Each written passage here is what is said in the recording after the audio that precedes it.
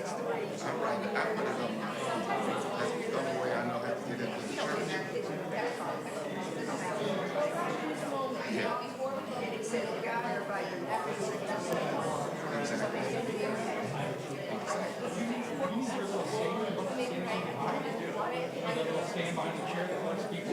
Yeah. It's back there. I can get it. I think it. Yeah, look at that. That's awesome. Yeah, I like this. Makes me feel like I'm actually Good luck, tall. kid. And you're not going to sit. No, I'll sit while you're tall. I'll sit until. I think that's too tall for me. I'll slide it. I'll slide it over. Yeah. Finish yours, and then I'll come back and talk to the microphone for the end. I won't come back up here. Right. Okay? Okay, you got it. Oh, you got a big print. What time is it? 11 yet? That's All those flowers are. I use Helvetica type and yeah. type font, and That's really clear. that's 20 points. I like that. Yeah, I had mine in 16. Yeah. Okay. Do you have a watch? What time is it? It's 11:01. Daylight savings. I know. I wish there was no such thing. I want it, the scientists say this too. We should go on standard and stay. Age 80, this is also the day most strokes take place in America because you didn't get enough. Well, if I have it up here, you stay, you keep on with the Thank you service. very much. I brought a glass. I brought a glass. Thank you.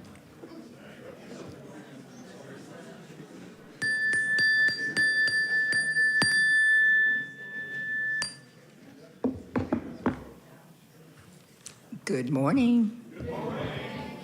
We have a lovely day. And on behalf of the worship committee, I would like to welcome you to the Unitarian Universalist Congregation of Columbia. I'm your service leader today. My name is Pat Moore, and our minister is Reverend Stephen Robinson. But today we're excited to have a guest speaker. At least some people think he's a guest. George right now is serving as the president of our UUCC board for this coming year, for 25-26. He and Anita Grossman live together, and they've lived together for 47 years. Also, George has spent 3 decades in public affairs and ethics leadership with BlueCross, BlueShield of South Carolina, and then later on he chaired the National Board of Ethics and Professional Standards of the Public Relations Society of America. That's a lot. He earned his degrees at Furman University and at USC, where he taught adjunct for several years. And he has also been active in civic life across our state, helping to manage the 1978 campaign of Nancy Stevenson, who was the first woman elected to statewide office in South Carolina. So he's always been a feminist. And later he served as board chair of Planned Parenthood and the South Carolina Office of Rural Health. Now, you can stay connected with our community by keeping an eye on the following communications. Our recurring events are included in the calendar and your order of service that you have out there, but special events are also coming up. And we provide an email newsletter every Thursday to keep you informed about these upcoming events. And if you don't read them, that's the reason you miss things. Make sure we have your email address, though. That's how we're going to get in touch with you. And listen to any special announcements from our worship committee at the end of today's service. And often there's things that you might not know that are not in that e-blast. We warmly welcome families with children and offer childcare during our services for infants and children up to 4 years old. And we also have designated a seating area in the sanctuary for the children ages 4 to 7. It's right back there. And they can go with their parents or caregivers over there. In the same area, we've got headphones on the wall, so if you're hard of hearing or you would just like to use some headphones, please take one. Today, younger children remain in the service with their parents or their caregivers, and elementary and middle-aged children, please go to your CYRE classes after we have the story for all ages.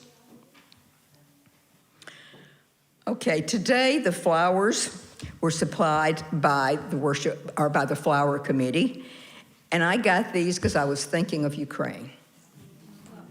So this is our flowers for today.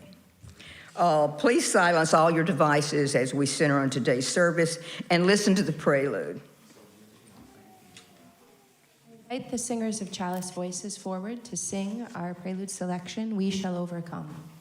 This song was an anthem of the civil rights movement of the 1950s and 60s and has a long history with input from many people and places. It has early connection to African American spirituals and the gospel song, I'll Overcome Someday. It first appeared as a protest song, We'll Overcome, during the 1945 and 1946 labor strike against American tobacco in Charleston, South Carolina. One picketer, Lucille Simmons, is credited for changing the lyrics from I to we. Later, the folk singer Pete Seeger changed We Will to We Shall Overcome. The song was sung widely during the civil rights movement. And Seeger was convinced to register the copyright on his version of this song, but donated all of the royalties to a nonprofit organization called the We Shall Overcome Fund, which still provides grants to nurture grassroots efforts within African American communities to use art and activism against injustice.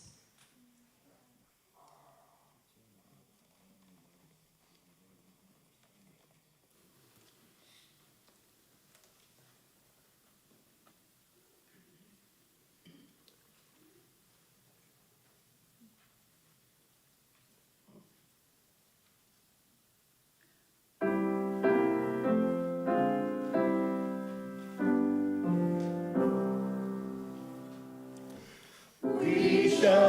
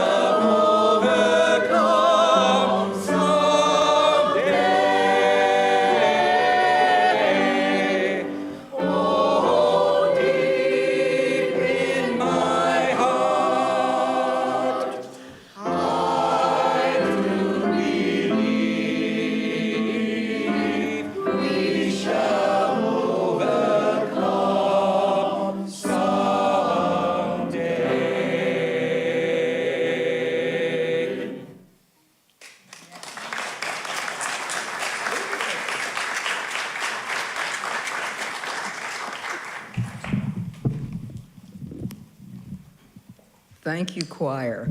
It's the perfect inspiration for our next thing. If you'll all stand with me and repeat our covenant. Love is the doctrine of this congregation. The quest for truth is its sacrament, and service is its prayer.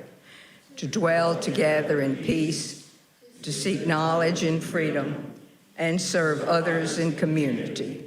Thus do we covenant with one another. Please be seated. Thank you. And now to the reason most of us come here. Unitarian Universalism is a diverse and non-creedal religion, and our community is founded on deeds, not creeds. We're a covenantal religion, meaning we don't have to believe the same to treat each other the same, with respect, equity, compassion, and dignity. We place love at the center of our values, embracing and welcoming all people. We're delighted today to welcome all of our guests and visitors. And today, Neil Jones, one of our former ministers, this is what we do with them when they are no longer here. He's going to be passing around the microphone for people that would like to. If you're willing and able, please stand and wait for the microphone to reach you and introduce yourself or guest and tell us where you're from. Do we have any visitors today?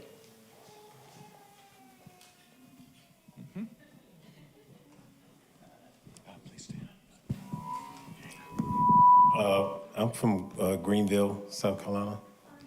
We're here to visit, me and my wife. My name is Welcome. Hassan Reese and Shantae. Shantae Reese. And Welcome, we're welcome. here, we know Mr. Johnson. Nice. Thank you for coming. Good morning. My name is Kyle Robbins. I work in the Old Shandon neighborhood and just moved in there this week, too. Welcome, Kyle. Hello, good morning, everyone. Laura and Marty Hendricks. We recently relocated to Columbia from Rock Hill, South Carolina, and just appreciate the love and the support that you bring to the community, and look forward to possibly being part of it. Thank you. Welcome. Thank you. My name is Kathy Knaus, and I know George. He hired me in 1982, a graduate of the University of South Carolina Journalism, as a public relations specialist for BlueCross and BlueShield of South Carolina. I had the privilege of working for George for 8 years and adore him.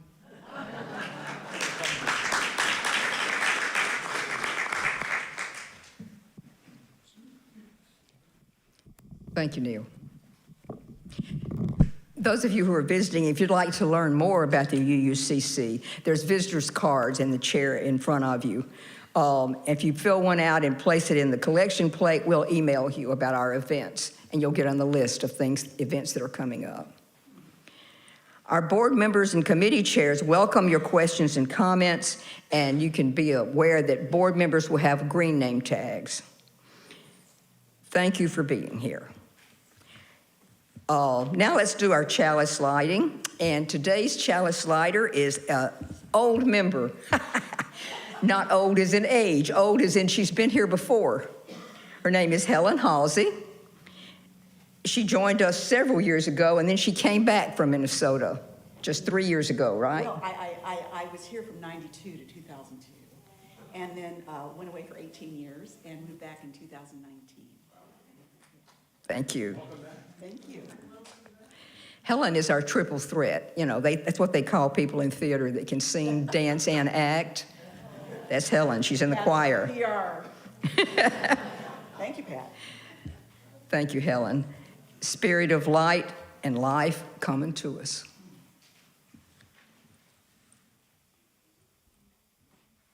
I welcome Sylvia Brown. I welcome Sylvia Brown forward to sing our opening song medley. Good morning, everyone. It's my pleasure to be before you today. I'm going to be singing a couple of Negro spirituals They're from the sorrow songs. And these sorrow songs were an expression of profound sorrow of enslaved people whose families were stripped away from them, loss of African heritage, and longing for freedom, often interpreted by longing for death to escape the pain, the earthly pain. And then the next song I'll be singing is Deep River. So here we go. And it's pollen season, so be praying for me, okay?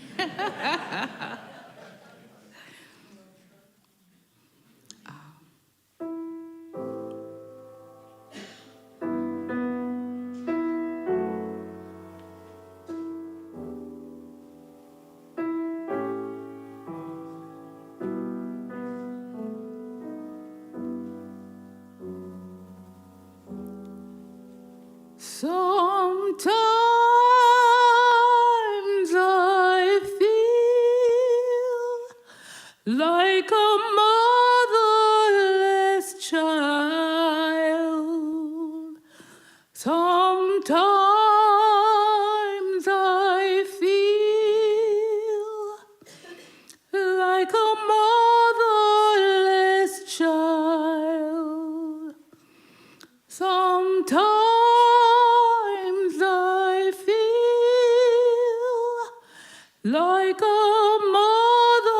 motherless child, a long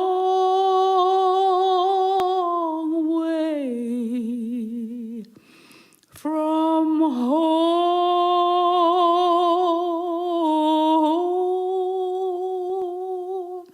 a long way from home.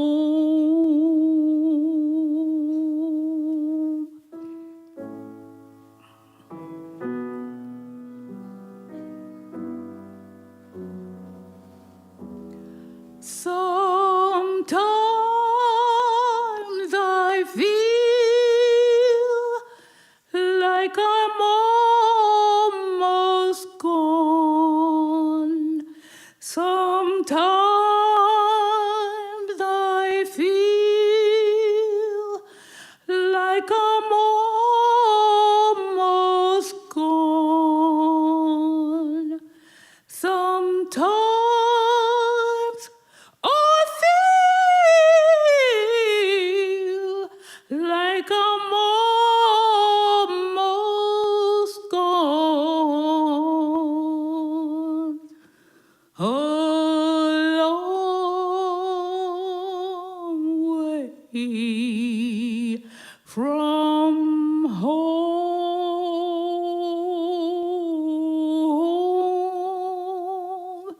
a long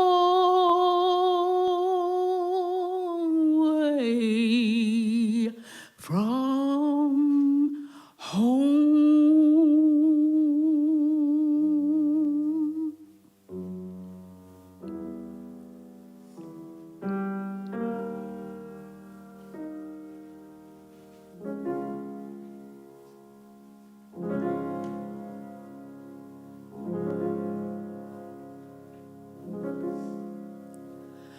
Deep river, my home is over Jordan. Deep river, Lord, I want to cross over into campground. Oh, don't you want to go to the great gospel feast, to that promised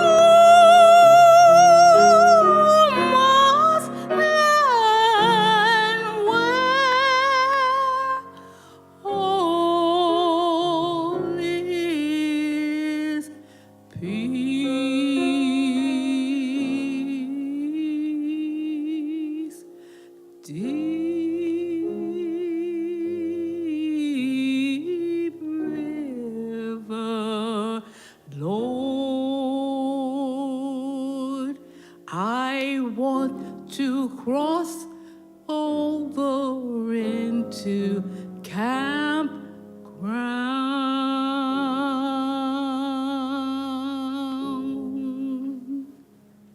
Thank you.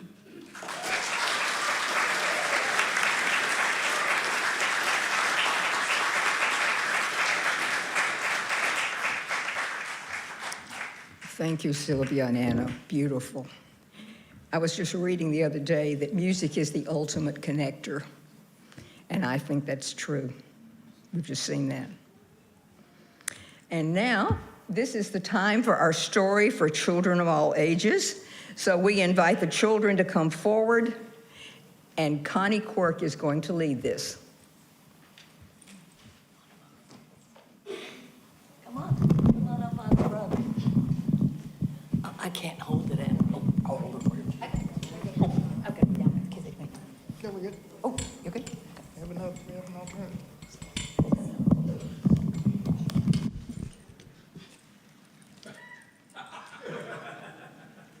Intimidating. Hi, guys. How are you today?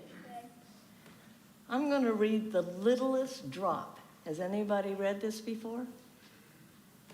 Okay. The Littlest Drop. Once there was a vast, beautiful land that was a home to all the animals. From the largest elephant to the smallest ant, there was room for everyone. Wait, I don't see how many fishes. And there's a monkey. There are some monkeys. But there's no elephants. Yeah, the elephants are right here. Oh, yeah, they're What I don't see is the ants, but they're so tiny. Yeah. There's the gorilla. Birds sing in the trees. Yeah, And that's, there's the gorilla. and monkeys swing through their branches. Snakes slither around the trunks, and giant cats crept silently below. You see them?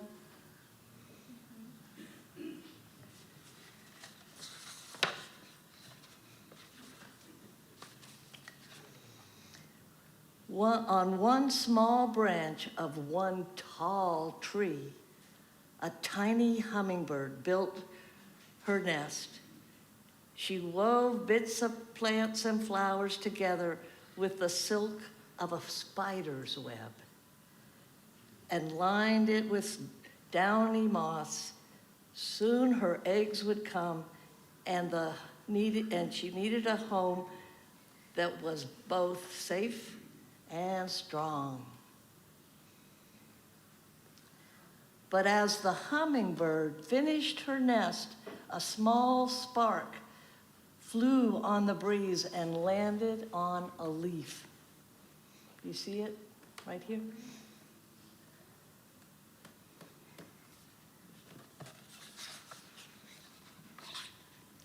The spark started a fire which grew and grew and grew. See it? Uh-oh, that's right. What's going to happen now? The animals fled to the river and stood by the safety of its bank, too scared to move, all except the hummingbird.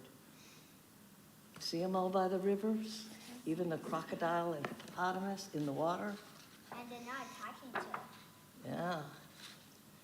She thought of her home in that tall tree, of the soft, strong nest beneath her, and of her eggs that would soon be coming, and she knew that she had to do something.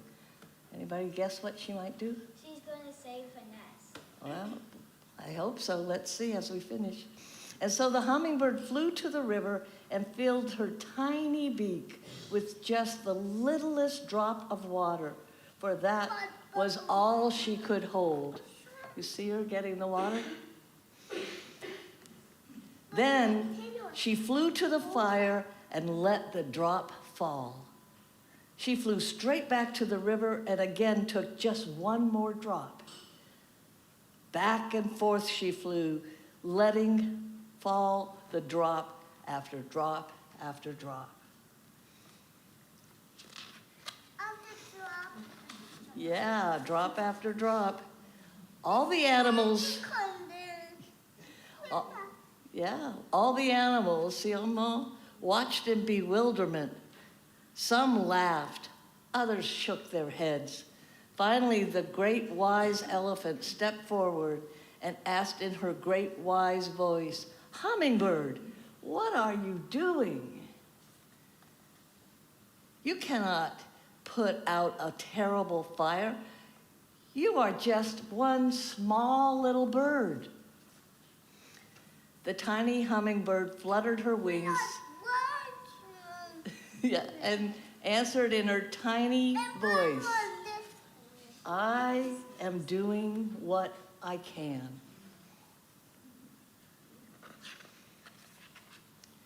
When the great wise elephant heard this, she looked down at her grandchildren and she thought of what the fire would take from them.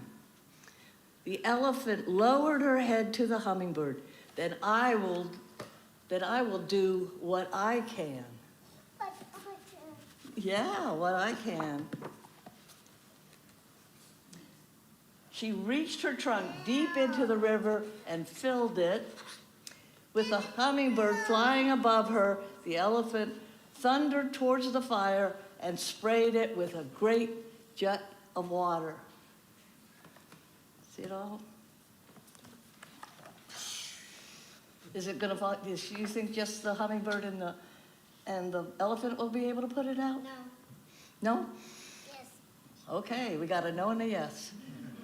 When the other animals saw the tiny hummingbird and the giant elephant working together, each doing what she could, they stopped laughing.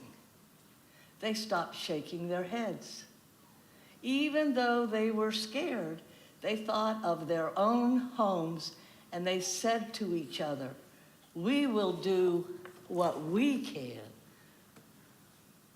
So now look at all the animals. They are going to blow up the fire and it is going to go out. They're going to try. And the small ants did what they could. What are the small ants using to take water to the fire? Leaves. Isn't that clever? And the chimpanzees and gorilla did what they could.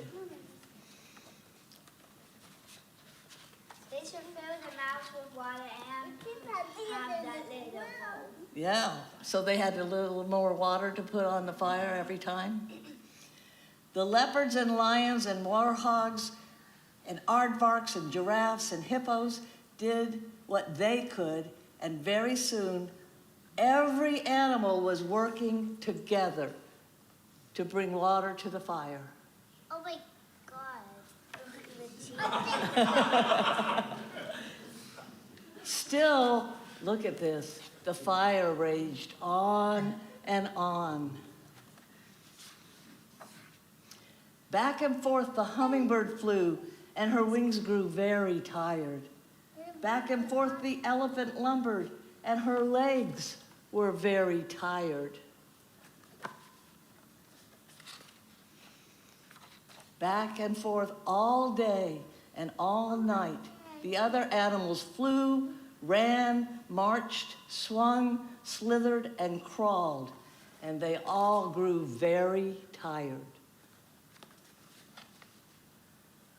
Then, as the sun rose above the treetops and the exhausted hummingbird thought she could fly no further, she let one last drop fall, and the fire was gone.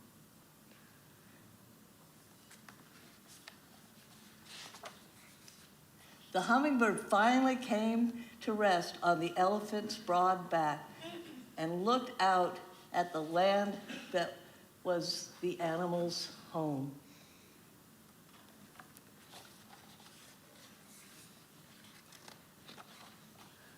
Where on one small branch of one tall tree, her little nest was waiting for her. So how did they put out the fire? They use their mouths and use like garden places they could like fill up with water. think they could fill up with water to pour it down. Okay, and what does they imply? It means more than one of them. More than one of them. In fact, how many were there? I don't know. Well, we I see, didn't count. the book says all of them that were there. Yeah, So all of them worked together, right? And that's what we try to do here. Well, that's the story. So it's time to go back to your seats. Sir, in your order of service.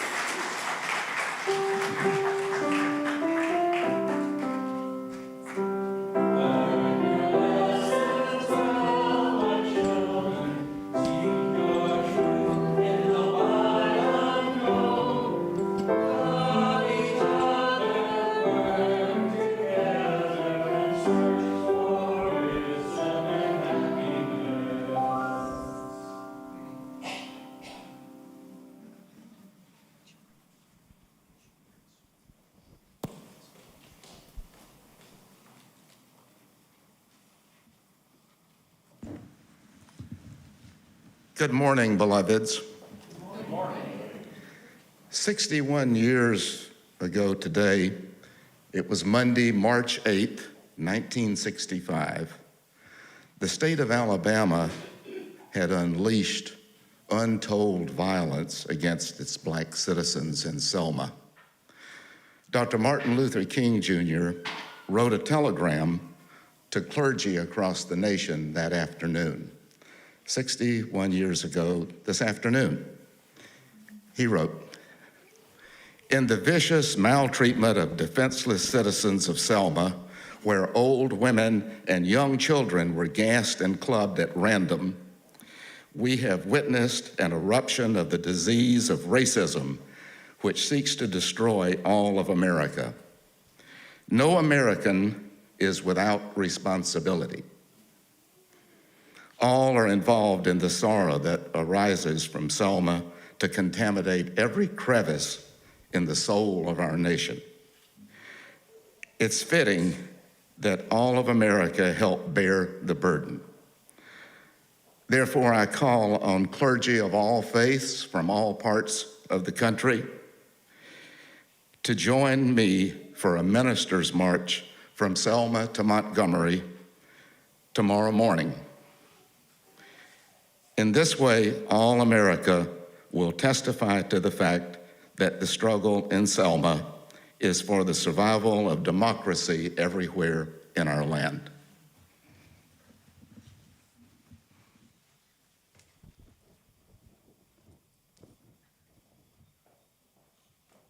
I have to have a box because I'm short. It's time for our next segment here, but I just wanted to say one thing about what George just said.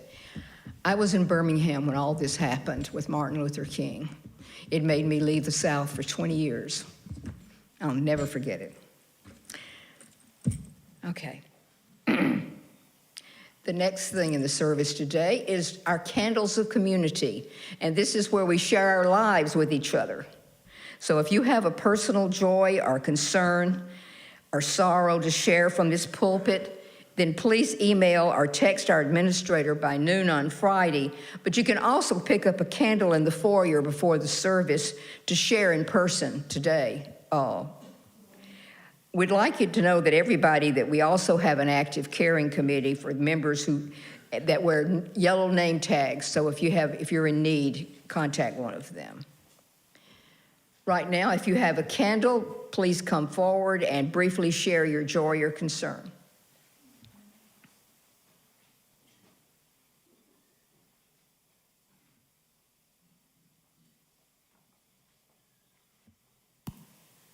I feel like it's always a race to see who can beat Larry up here. He graciously let me go first. I'm Renee, and I haven't been here a couple Sundays because I was having the joy of helping out at the mountain during our work week, which is great. And then last week, I made a 20-plus hour drive for a 36-hour visit and another 20-hour drive back to Texas to see my kiddo get married. And so, thank you. So many of you know about Matt and his situation with brain tumors and brain cancer. And it was also on that day that I found out that he has started his chemotherapy treatments, which has been delayed for other reasons that he, as a grown-up, has made, and Mama had to just let the child do what he wanted to do, because that's how we respect our children. And to know that not only now does he have a fabulous and wonderful partner in life, but they are going forward and in treating his brain cancer as well. And so thank you, everybody who's asked. And I am so glad to be out of a car. So thanks for letting me share.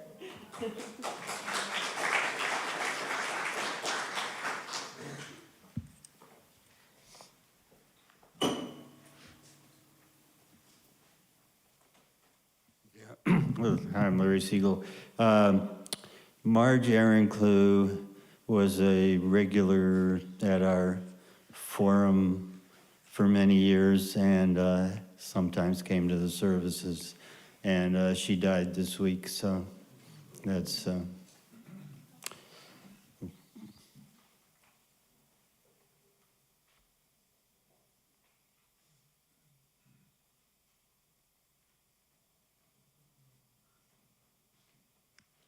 Let us pause now and ponder these joys and concerns.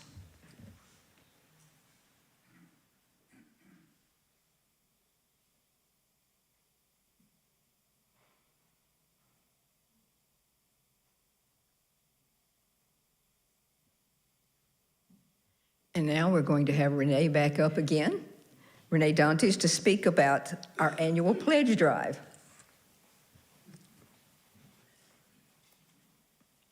I've been up here a lot today, and I'm not at 100%, so if my brain gets fuzzy, I apologize. When I was asked to talk about what I value or why my pledge is important, I had ideas. I knew that my pledge was important because for me, financial support is the key to allowing things to continue. And I don't have a lot of finances. For about a year and a half after moving to South Carolina, I didn't have a full-time job.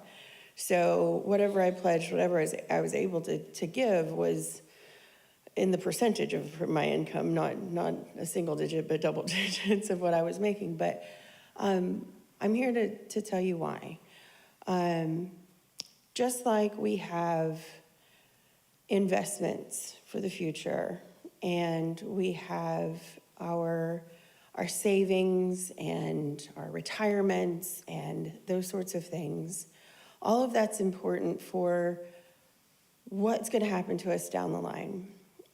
And what we have here in this building and in the people that sit in these chairs are a community that will be with you today and tomorrow, and with those kids that were on this carpet. And so when I give my pledge, I give it as not as a have to, but a get to. I get to support our future. I get to support those next generation of people that sit in the chairs and do exactly what you guys have done for me, and that's love me and care for me for the last year and a half that I've been here. And we get to do it together. And sometimes thinking, oh, money is a challenge. It definitely is. And for some of us, it can be more challenging than others, especially when you're bad at managing it like I am. But it is important for our lives to be safe and connected, just like you'd pay your phone bill to stay connected with your friends and family, just like you'd pay rent to stay housed and to make sure you have a place of safety, just like you would pay into your 401k to have your future set in a way that you can live comfortably and happy in the future and as you go along. This place is my place of safety. This place is a place of communication and connection with each other. And as far as I'm concerned, it's also my future. And it's your future. It's all of our future. And especially those little ones, it's their future too. So investing is the way I see my pledge. It's not just a way of making sure the lights stay on and we have a fabulous minister and fabulous music and everything that goes on here. It is literally how we will be able to live comfortably as we grow older together. So if you haven't pledged already for your pledge drive that's going on or like me, need to catch up from before, I encourage you to do so, not because you have to, but because you get to. We get the opportunity to invest in one another. And you guys are a pretty good investment.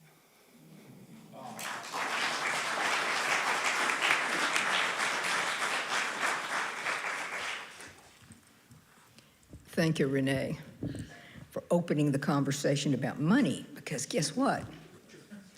Next is our time for sharing our abundance.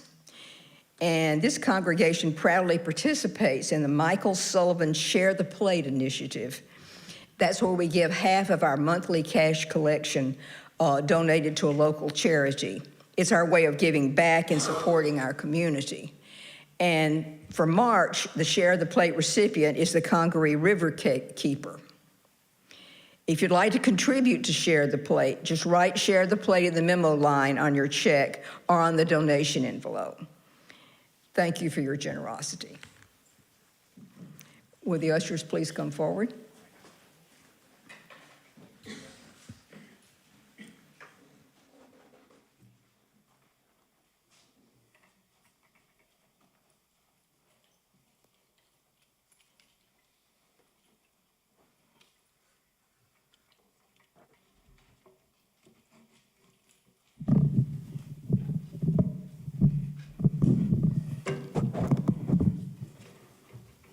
These are not our ushers, these are our musicians. I'm sorry, I got ahead of myself. This is a production. You can pass all your money forward or just your wallets, whatever is more convenient.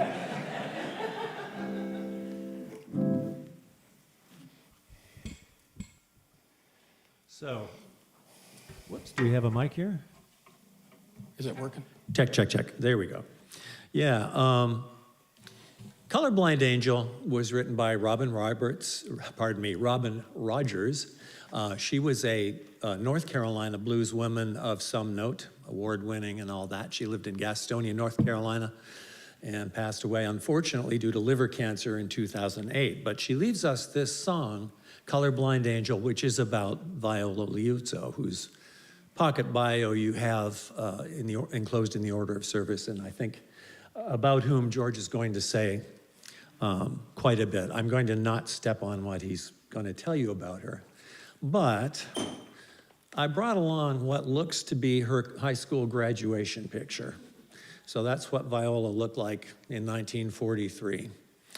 And I'll say a little bit about the circumstances of her death.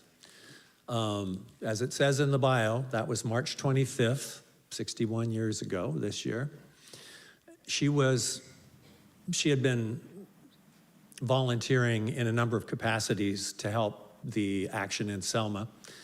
And on the 25th, the march was over and she was using her 1963 Oldsmobile to shuttle people back, to the starting point.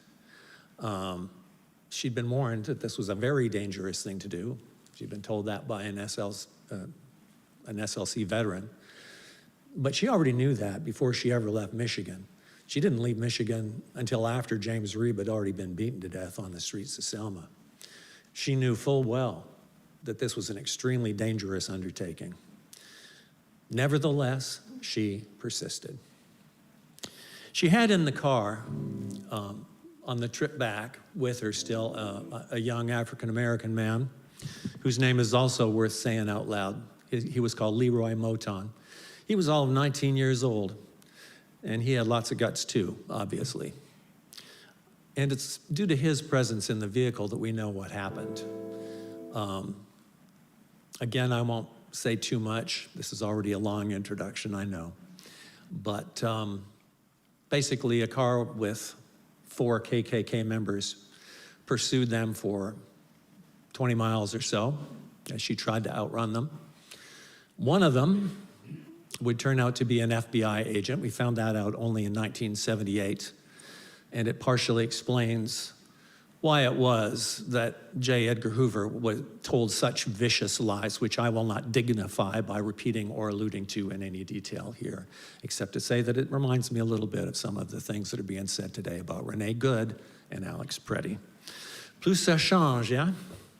Anyway, Leroy Moton told us the part that I want to share with you, which is, as she was trying to outrun this FBI, or this, KKK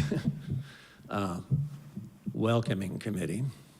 I think they called them mission groups or something like that. It was really sick. Anyway, she was trying to outrun them. He said she didn't seem scared.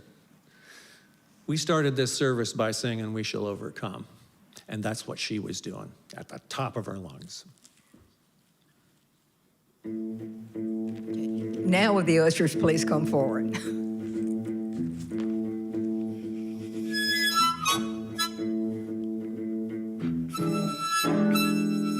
Viola, Viola, you laid your young life down. From Selma to heaven, 3Ks took you out. Colorblind angel, you battled bigotry. Viola, Viola lives on in history. Left your home in the winterland, southbound with a dream. Edmund Pettus Bridge, violence on the screen. Freedom summer of 65, that's where you had to be. Stand up for your fellow man, erase hypocrisy. Viola, Viola, you laid your young life down. From Selma to heaven, 3Ks took you out. Colorblind angel, you battled bigotry. Viola, Viola lives on in history.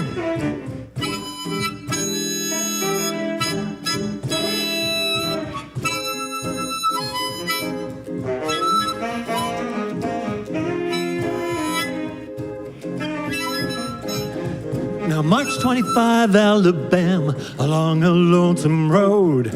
Shots rang out on a hate-filled night, now the world would know.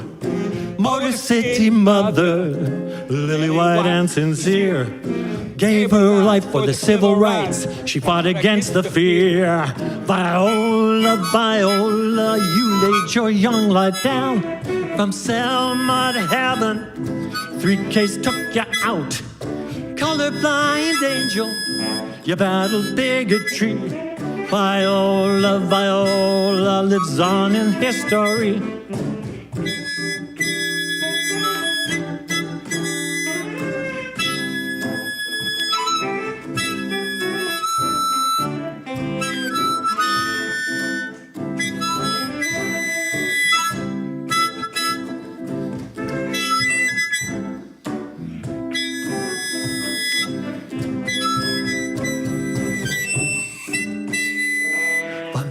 Walking for the right to vote might seem old-fashioned now, 'cause Martin's vision spans the land. All colors can be proud. The legacy of all that fought goes on eternally. Women and men from walks of life live on in history. Viola, Viola, you laid your young life down. From Selma to heaven, 3Ks took you out. Colorblind angel, you battled bigotry. Viola, Viola lives on history.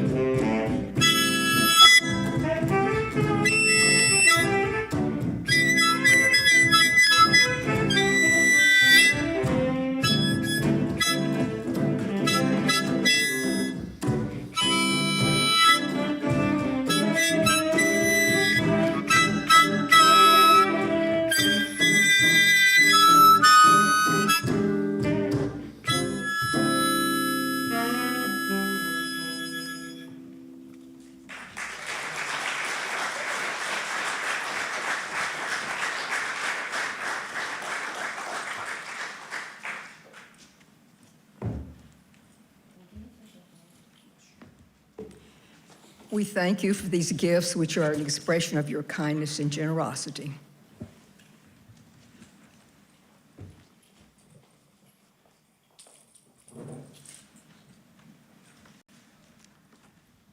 I hope everyone will join me in another round of applause for all the musicians we've heard from today.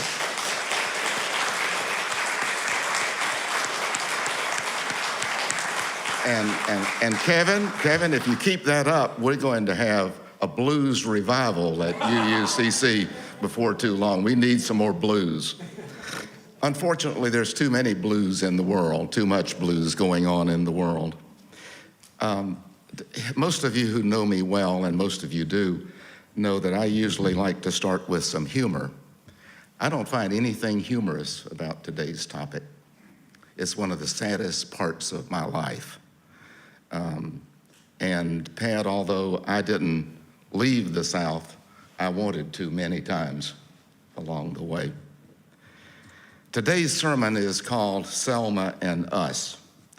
Selma, we often treat it as a chapter in a history book, or maybe something finished, something that's been settled. But Selma is not only a place in Alabama. Selma is also a question, and it's a question that we always have with us. What do ordinary people do when their neighbors are in danger? Many of us in UU land imagine that we would have marched in Selma. We're UUs, we do that. We can picture ourselves on the bridge beside or behind Reverend King. But history doesn't test our imagination, it tests the choices we make in our own time with real risk. Our faith was tested in Selma. Two of our own, Reverend James Reeb and Viola Loizo, did not travel south because they felt fearless. They went because their faith would not allow them to stay home. Selma wasn't inevitable. It was a place where Black citizens could be beaten regularly for trying to vote, trying to register to vote. A place where the machinery of law was used to deny personhood.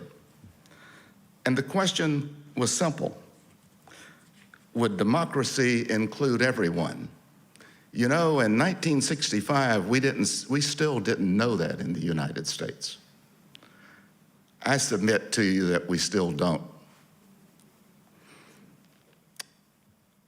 Dr. King called clergy from across the nation to come, not to speak, not to debate, but to stand, just to stand visibly with people whose humanity was under assault, their very humanity.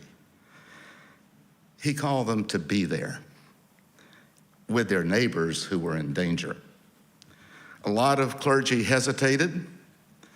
They had churches, they had families, they had many responsibilities across the land. And if we be honest, they had fears that were completely justified about going to that place. Reverend James Reeb listened and he went. Now there's a bio in your order of service today, but James Reeb was a Unitarian Universalist minister at the Arlington Street Church in Boston. He wasn't famous. In fact, if you try to look up some quotes, which, looking for opening words and closing words, James Reeb must have said something along the way. He didn't. I'm sure he had many good sermons and many good messages in Boston, but they weren't recorded for history. He wasn't famous. He was a pastor. He was a social worker originally, a husband and a father. And he believed what he preached, and he believed it mattered on Monday afternoon, not just Sunday morning. When people were denied dignity, his faith required him to go there. He didn't go to lead a movement. He went to accompany one. He went to be there. On the night after leaving a restaurant with a few of his fellow ministers, he was attacked by white supremacists and beaten. 2 days later, he died from those injuries. And something interesting happened. The country finally paid attention. Not because the suffering of the black people of Alabama had gotten a lot worse, it was already bad enough, and it did get worse, but the nation was shocked because for the first time, a white man died for black people's right to vote. That's why the media paid attention. The New York Times woke up that week. Dr. King said of James Reeb that Reverend Reeb came to Selma because conscience has no color.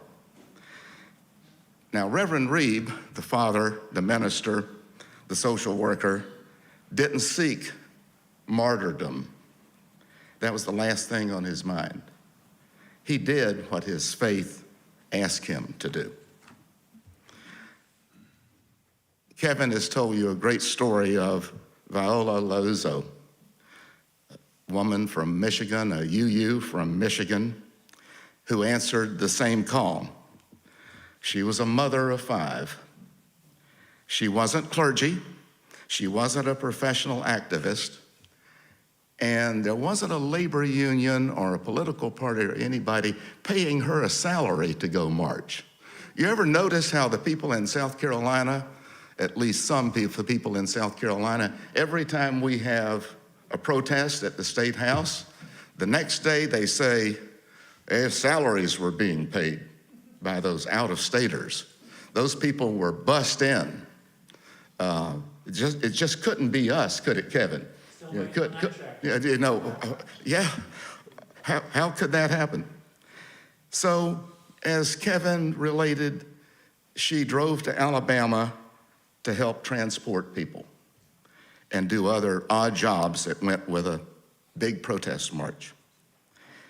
And she used her car, that old Buick, as a tool of justice, an ordinary, everyday object, a car transformed by moral purpose. After the march to Montgomery, she was driving a couple of African-American volunteers when the Klansmen caught her and chased her, caught her, and shot her dead. She died helping somebody try to get home early and get home safely. And that's what courage often looks like, isn't it? Courage isn't great big things all the time. It's little acts, kind acts. That makes courage.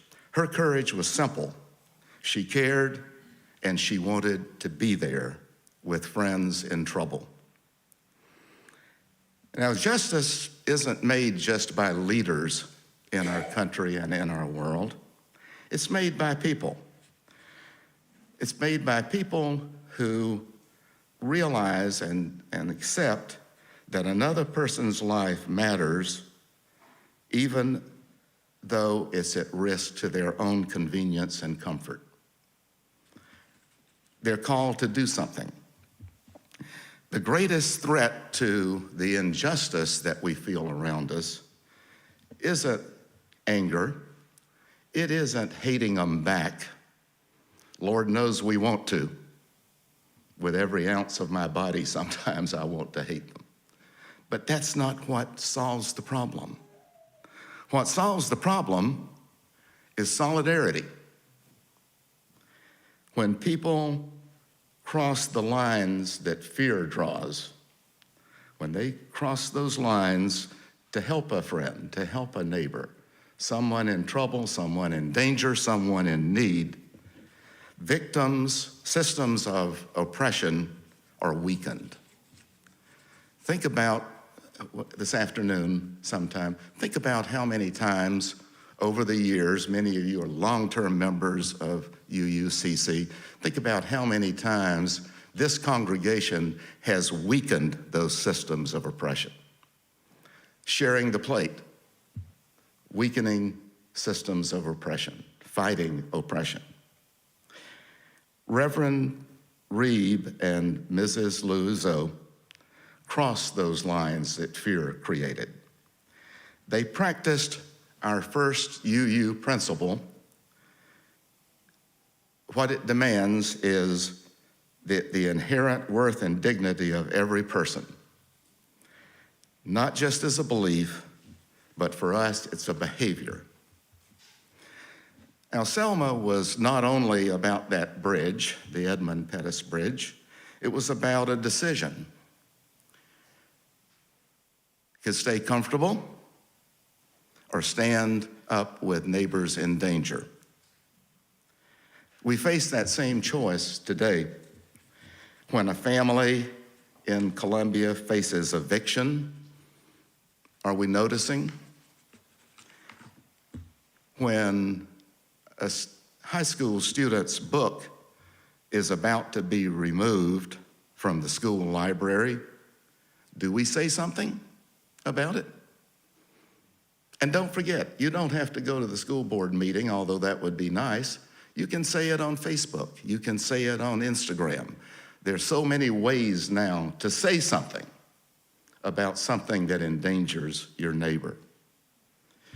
When a worker disappears from a construction website, a construction job site, do we care who went missing? Now, Reverend Reeb didn't solve Selma. He just showed up. Mrs. Lozo did not end the injustice that was rampant. She just helped somebody try to get home. Faith isn't a theory, it's a habit. We practice it by standing where love is and where love is needed. Now, what about today and Selma? Selma teaches us something important. This moral question that we have never disappears. It only changes locations in time.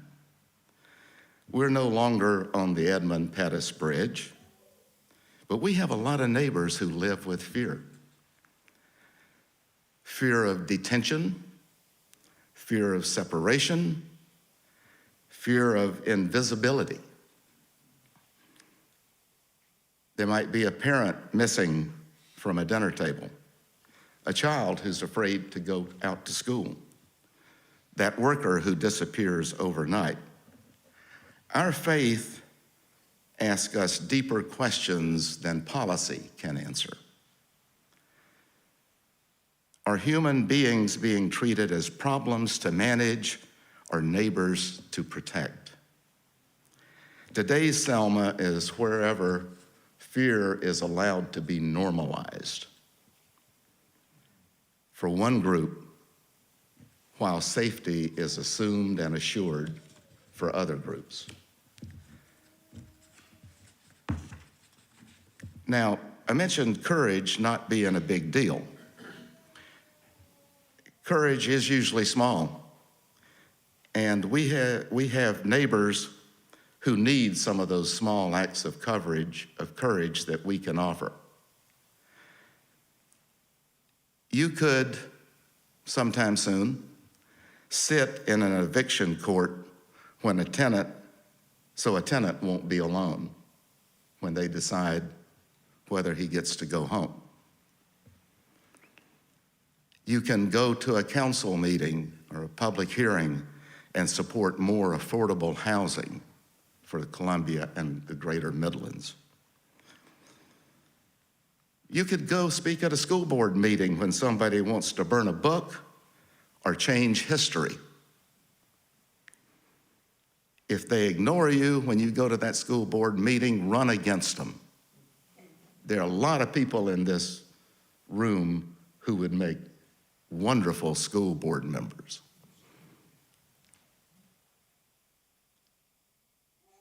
Help a neighbor get to a legal appointment, help them find a lawyer, legal services, help them find Appleseed legal services that we support with our Share the Plate. And don't let your neighbors' votes be suppressed the way they were in Texas last week. Go, I know so many of you, I've seen some of you in the past, go and work at the polls. Don't give it up. You're never too old to work at the polls, and never too young. Go to a city council meeting and tell them not to let ICE secretly detain people in the Strom-Thurmond building, which was never built to detain people. Uncomfortable, unsafe, and dangerous for neighbors. Above all these things we can do, little things, little acts of courage, just tell the truth every day and expect that you will be told the truth. Ordinary conversations, social hour, golf course, card game, whatever you do for fun or for neighbors, get used to telling the truth. I think you already are, and expect it of your friends as well. Important thing about those little acts of courage is that courage grows every time we practice it. Next time you might stay a little longer at the protest. Next time, next year, you might put a little bit more in your pledge at UU. It's a necessary thing to say because that money funds what I'm talking about. And when some of us get arrested, we're going to have to make a decision at some point. Our board, we've been talking about it. We're going to have to make a decision. Are we going to pay your bail? That question is probably going to come up. Don't forget, there's at least 2.5 more years of this crap. Dr. King said, the ultimate measure of a person is not where they stand in moments of comfort and convenience, but where they stand at times of challenge and controversy. James Reeb stood in Alabama. Viola Liuzzo stood on a dark Alabama highway. And we're standing in Columbia. Let's let our faith be visible here. We can help keep a family housed. We can stand with teachers and librarians when history is being challenged. We can protect the right to vote. We can welcome newcomers and make them feel safe and comfortable here. Not all of us will do the same thing, and there are a lot of things that some of us can't do. You know, I'm an 80-year-old diabetic, and I don't intend to spend the night in jail. But I can afford to give a little bit more money to the cause. I can do some simple volunteer work, and I do go to most of the protests that I can get to. But there are a lot of things you can do. Many, many things. Each of us can do at least one faithful thing next week. And I hope you'll do that. I hope you'll think about it. Let's let our church continue to be known for courage that is calm and steady, for kindness that shows up in public, at school board meetings, at city council meetings, at county council meetings, for love that does not hide. And maybe someone will sleep more safely because we were there. Maybe someone will feel seen because we spoke. Maybe someone will find hope because we stood beside them. Amen.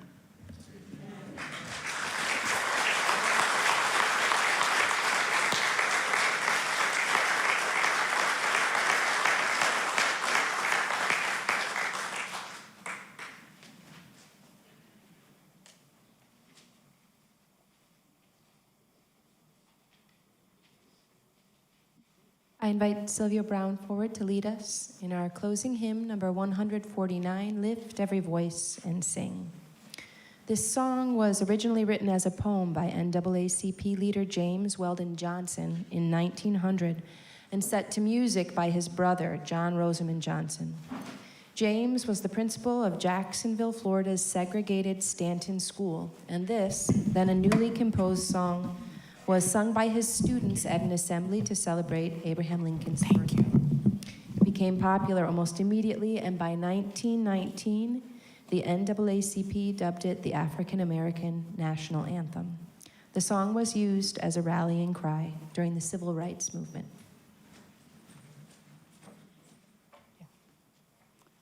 Lift every voice. Gonna get intro, right?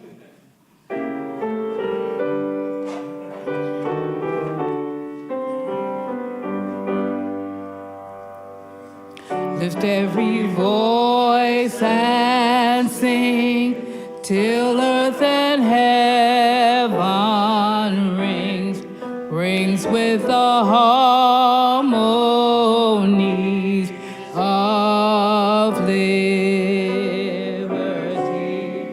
Let our rejoicing rise high as the listening skies.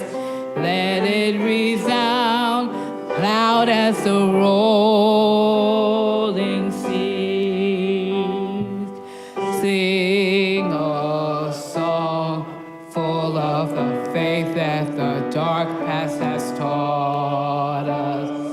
Sing a song full of the hope that the present has brought us.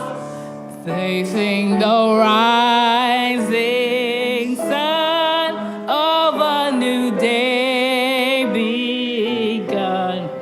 Let us march on till victory is won. So in the road we trod, bitter the chastening rod, felt in the days when hope unborn had died, yet with a steady beat have not our weary feet come to the place for which our fathers died. We have come over the way where the tears has brought us. We have come treading a path where the blood has slaughtered.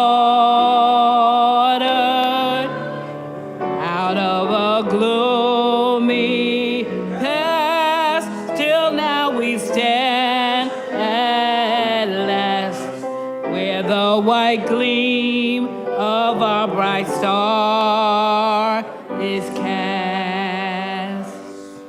God of our weary years, God of our silent tears, thou who hast brought us thus far on the way, thou who hast by thy might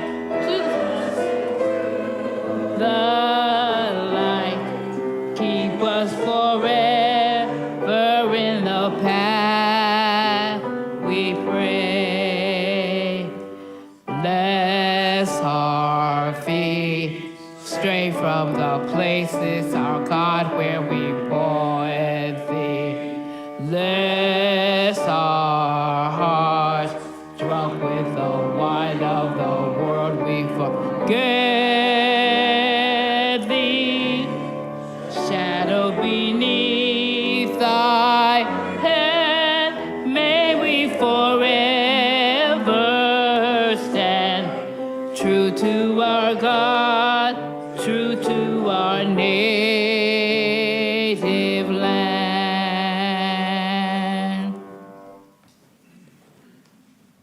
Please be seated. I want to thank Shanta and Hassan and Kathy for traveling to hear me today. I love you. I love you all. And it's a pleasure. The Reese family came from Fountain Inn, and Kathy's from Fort Mill these days. And I really appreciate it. I want to do, before the closing word, also a quick minute of credit. I don't see him here today, but my sermon today was inspired by our wonderful Don Cooper. I took his class last fall in the history of UU, going all the way back to Romania, maybe even a little bit earlier, because Don's been around a long time. And I learned so much from him. There's several people here who enjoyed that class with me. And over the Christmas holidays, I started thinking about Black History Month. By the way, if anybody thought we ignored Black History Month, we didn't. It just happened on March 8th because that's when it happened in Selma.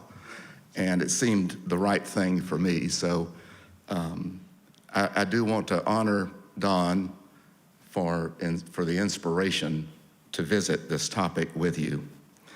As you've heard, it's as important a topic as, Don, come in, come in. Thank you, Don.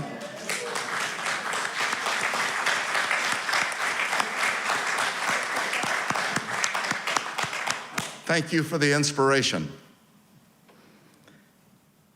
Our closing words today involve something I heard in 1988, and I was honored to hear in person the most remembered speech of the Reverend Jesse Jackson. I was at the Democratic National Convention in Atlanta at the Omni Coliseum. Reverend Jackson was at the peak of his political career, his second historic campaign for the presidency. Back in Columbia, I had been a Jackson delegate at my Forest Acres precinct and Richland County Democratic conventions earlier that year. Speaking after the vote, Reverend Jackson specifically turned to the overlooked people at the convention. And you may remember the 1980s was a time when UUs and the nation were worried about AIDS. We were worried about other possible epidemics, and we were worried a lot about getting better protection for handicapped and disabled Americans. Those things didn't always exist, you know. And specifically in his speech, the AIDS people in particular were gathered in one section of the Coliseum, and Reverend Jackson walked over and turned to them and said, "No one should look down on you, but sometimes mean people do. The only justification any of us has for looking down on somebody is that we're reaching down to stop and help them up." Peace.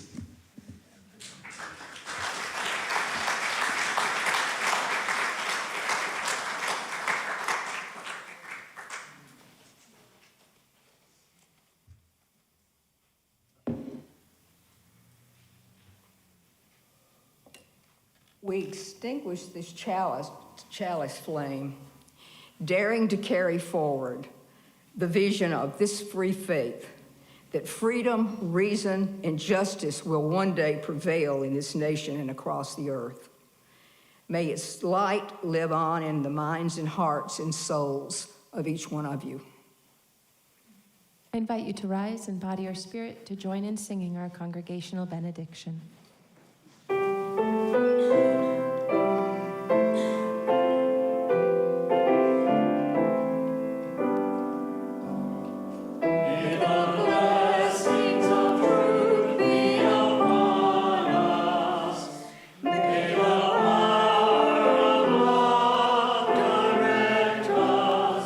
May the peace of this